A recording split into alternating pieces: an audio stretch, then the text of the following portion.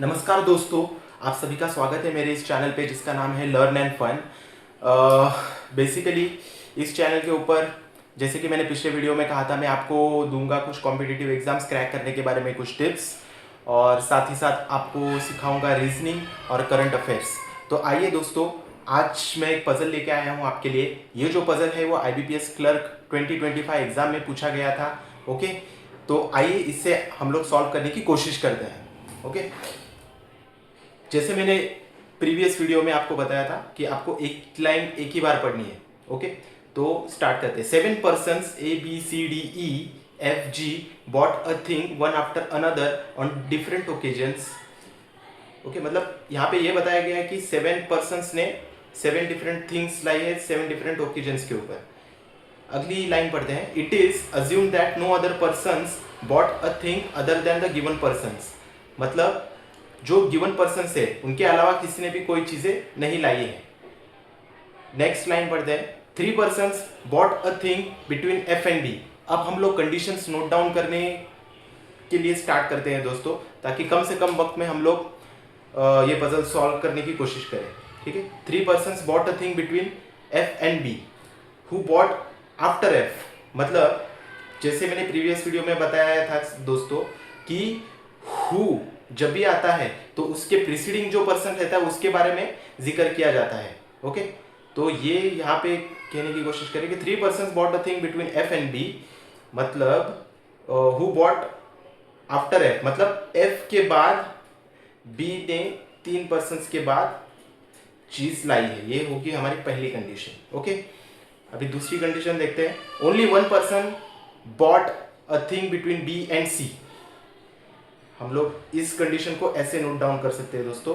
Only 1 person bot a thing between D and C, लेकिन हम लोगों को ये नहीं पता कि B ने पहले वो चीज लाई है या फिर C ने पहले लाई है, तो इसकी वजह से हम लोग ऐसे ऑब्लिक कर देंगे और यहाँ पे एक डॉट रखेंगे ताकि हम लोगों को पता रहे कि B और C के बीच में एक पर्सन है, लेकिन हमें ये नहीं पता कि B पहले आता है या फिर C पहले आता है, इसके लिए यहाँ पे ऑब्लिक कर दिया। ओके, नेक्स्ट कंडीशन हम लोग पढ़ते हैं। A bot a thing immediately before C। तो ये हम लोग करते हैं। A bot a thing immediately before C, मतलब E के इमीडिएटली बिफोर A ने वो चीज लाई है। 2 persons, अगली लाइन पढ़ते हैं। 2 persons bought a thing between E and A। 2 persons bought between E and A, लेकिन हम लोगों को ये नहीं पता कि E ने पहले वो चीज लाई है या फिर A ने लाई है, इसके लिए हम लोगों ने ऐसे एक ऑब्लिक कर दिया। ओके दोस्तों, अब अगली कंडीशन पढ़ते हैं। 2 persons bought a thing between E and A, ये तो हो गया। E bought a thing immediately before D। E bought a thing immediately before D, ये कंडीशन होगी, ऐसे note down. Only 1 person bought a thing between D and G, मतलब D और G के बीच में एक ही पर्सन ने थिंग लाई है, लेकिन हम लोगों को ये नहीं पता कि D पहले आता है या फिर G पहले आता है। ओके, तो हम लोग सोल्यूशन की तरफ बढ़ते हैं। याद रखिए दोस्तों, अब मैं आपको एक और एक टिप देना चाहूँगा। यहाँ पर रीजनिंग का जो क्वेश्चन सॉल्व करने का जो तरीका है, आपको अपना माइंड जो है वो अप्लाई करना है। यहाँ पर रटे रटाए सॉल्यूशंस यहाँ पे नहीं चलेंगे आपके।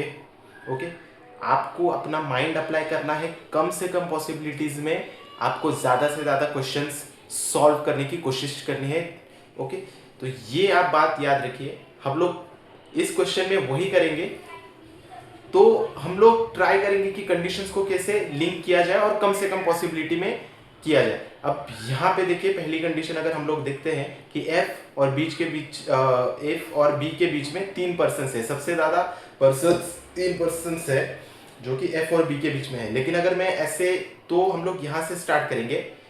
कुछ लोग क्या करते हैं दोस्तों, मैं आपको एक बात बताना चाहूंगा। कुछ लोग पहले स्टार्टिंग में ही 1 2 3 4 5 6 7, मतलब ये 7 पर्सन्स लिखा है यहाँ पे, तो 7 पर्सन्स बना देंगे। बाद में F और B के बारे में सोचेंगे कि हम लोग 3 पॉसिबिलिटी बनाते हैं कि F और उसके बाद में B यहाँ पे बैठेगा। फिर सेकेंड पॉसिबिलिटी ऐसे बना देंगे कि F यहाँ पे है, बाद में B यहाँ पे बैठेगा। फिर थर्ड पॉसिबिलिटी बनाएंगे कि F यहाँ पे है और B यहाँ पे है। लेकिन ये 3 पॉसिबिलिटीज आप जब भी सॉल्व करेंगे तो आपका ज़्यादा टाइम कंज्यूम होगा। आप ट्राई यही करिए कि कम से कम टाइम में आपके ज़्यादा से ज़्यादा क्वेश्चन सॉल्व हो। तो आपको ये तरीका तो नहीं करना है दोस्तों, आपको अपना माइंड अप्लाई करना है। आप पहले से डिसाइड नहीं करेंगे कि कौन से पर्सन्स कहाँ पे बैठे हैं। ओके, तो हम लोग सॉल्व करने की कोशिश करते हैं। एफ और बी के बीच में 3 पर्सन्स बैठे हैं, ये हमें पता है, तो ये हम लोग ऐसे ड्रॉ कर लेंगे एफ और बी के बीच में। अब हमारे देखिए कितने पर्सन आ गए, 1 2 3 4 5 और 2 हम लोग ऐड कर सकते हैं, मतलब टोटल 7 हो जाएंगे। लेकिन पता नहीं 2 यहाँ पर भी हो सकते हैं, 2 यहाँ पर भी हो सकते हैं, या फिर ऐसा भी हो सकता है कि 1 यहाँ पर है और 1 यहाँ पर है। ओके, आगे बढ़ते हैं। बी और सी के बीच में एक पर्सन बैठा है। ओके, ऐसा यहाँ पर कहा गया है कि बी और सी के बीच में, तो सी यहाँ पर भी बैठ सकता है, सी यहाँ पर भी बैठ सकता है। तो ये 3 पॉसिबिलिटीज बनाने से अच्छा है दोस्तों कि हम लोग 2 पॉसिबिलिटी लेकर बनाएं, ताकि हमारा कम टाइम कंज्यूम हो। तो हम लोग यहाँ पे दूसरी पॉसिबिलिटी सेम बना लेंगे, एफ और बी। अब बी और सी के बीच में एक ही है पर्सन, लेकिन हमें पता नहीं है कि सी पहले आता है कि बी पहले आता है। इसके लिए हम लोगों ने सी पहले यहाँ बना दिया, उसके बाद एक पर्सन छोड़ के सी यहाँ बना दिया। अभी यहाँ पर देखिए दोस्तों, 1 2 3 4 5 6 7 पर्सन हो गए, मतलब यहाँ पर तो कोई नहीं आ सकता, और 7 के 7 पर्सन हो गए। यहाँ पर देखिए 1 2 3 4 5 मतलब 2 पर्सन यहाँ पे और एक ऐड किया जा सकते हैं। ओके, इस पॉसिबिलिटी में 2 पर्सन और ऐड हो सकते हैं।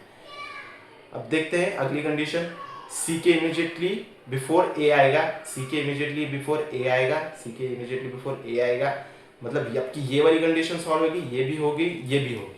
ठीक है, अब आगे देखते हैं। ई और ए के बीच में 2 पर्सन्स है, ई और ए के बीच में 2 पर्सन्स है। अब यहाँ पे तो कोई ऐड नहीं हो सकता, तो 1 2 ई यहाँ पे आ जाएगा।